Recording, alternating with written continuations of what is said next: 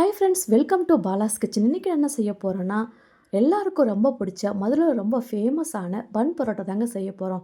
பரோட்டா பார்த்திங்கன்னா அன்ஹெல்த்தி தான், ஆனால் பிடிக்காதவங்க யாருமே இருக்க முடியாது. பரோட்டானா அவ்வளோ பிடிக்கும் எல்லாருக்குமே. யாருக்கெல்லாம் பரோட்டா பிடிக்குன்னு மறக்காமல் கமெண்ட்டில் சொல்லுங்கள். வாங்க அதை எப்படி செய்கிறதுன்னு பார்க்கலாம். இந்த பவுல் பார்த்திங்கன்னா நான் மீஷோவில் தான் வாங்கியிருந்தேன். உங்களுக்கு பிடிச்சிருந்துச்சின்னா சொல்லுங்கள், நான் லிங்க் கொடுக்குறேன், செக் பண்ணி பாருங்கள். வாங்க இப்போ மாவு கலந்து எடுத்துக்கலாம். நான் 2 கப்பு இந்த கப்பால் மைதா மாவு எடுத்திருக்கேன். இது பார்த்திங்கன்னா 1/2 kg மாவு வருங்க. இதை நல்லா ஜலிச்சு எடுத்துக்கோங்க. இப்போ இதில் 1 ஸ்பூன் சர்க்கரை சேர்த்துக்கோங்க. இதுக்கு தேவையான அளவுக்கு உப்பு சேர்த்துக்கோங்க. இது கையை வச்சு நல்லா கலந்து விடுங்க. இப்போ இதில் ஒரு 1/4 கப் அளவுக்கு பால் சேர்த்துக்கோங்க. காய்ச்சி ஆற வச்சின பால் தான் இது. இப்போ இதை நல்லா கலந்து விடுங்க. இப்போ இதில் கொஞ்சம் கொஞ்சமாக தண்ணி சேர்த்துட்டு நல்லா பெசரி எடுத்துக்கோங்க. இந்த மாதிரி இப்போ 1 ஸ்பூன் ஆயில் விட்டுட்டு இன்னும் நல்லா கையை வச்சு இந்த மாதிரி பெசரி எடுத்துக்கோங்க. நீங்கள் எந்த அளவுக்கு பெசறீங்களோ அவ்வளோ சாஃப்டாக வருங்க பரோட்டா. கைவிடாமல் ஒரு 5 நிமிஷம் இதே போல் பெசரி எடுத்துக்கோங்க. பாருங்கள், பெசரி எடுத்தாச்சு. இந்த மாதிரி இருக்கணும் சாஃப்டாக மாவு. இப்போ இதில் 1 ஸ்பூன் ஆயில் சேர்த்துக்கோங்க. இது பார்த்திங்கன்னா ஒரு 1/2 மணி நேரத்துக்கு அப்படியே மூடி வச்சுருங்க. நம்ம 1/2 ஹவருக்கு அப்புறமா ஓப்பன் பண்ணி பார்க்கலாம்.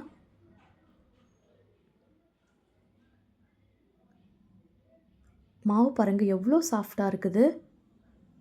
இப்போ இதை சின்ன சின்ன பாலாக பிடிச்சி எடுத்துக்கோங்க.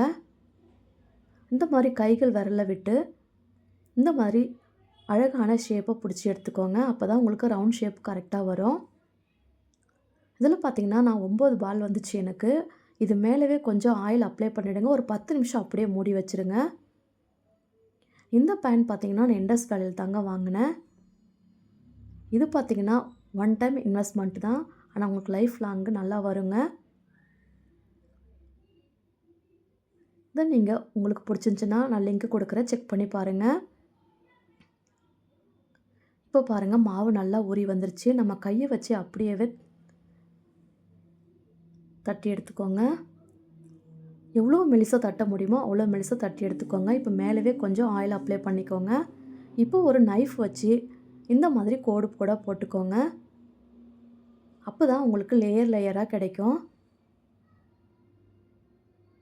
இப்போ இதை ஒன்று சேர்த்துட்டு ரவுண்ட் ஷேப்பில் பிடிச்சி வச்சுக்கோங்க. இந்த மாதிரி கையில் எடுத்து அழகாக ரோல் பண்ணிக்கோங்க. இந்த மாதிரி இருக்கணும். இப்போ பாருங்கள், இதே போல் எல்லாத்தையுமே செய்து எடுத்துக்கலாம். இப்போ மேலே கொஞ்சம் அப்ளை பண்ணிவிடுங்க, அப்போ தான் மாவு காயாமல் இருக்கும். இப்போ கை வச்சு லைட்டாக மாத்திரம் ப்ரெஸ் பண்ணிக்கோங்க. இப்போ பேனில் ஆயில் சேர்த்துக்கோங்க. லோ ஃப்ளேமாகவும் இருக்கக்கூடாது, ஹை ஃப்ளேமாகவும் வைக்கக்கூடாதுங்க. அப்போ நல்லா வேகாது. மீடியமாக வச்சு நல்லா வேக வச்சு 2 பக்கமும் திருப்பி விட்டுடுங்க. அப்போ தான் உங்களுக்கு உள்ள நல்லா வெந்து வரும்.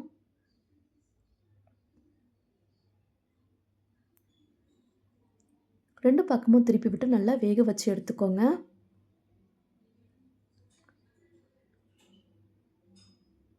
இதே போலவே நம்ம எல்லாத்தையுமே செய்து எடுத்துக்கலாம். அவ்வளோதாங்க, சூப்பரான மதுரை ஸ்டைல் பன் பரோட்டா ரெடி ஆயிடுச்சு.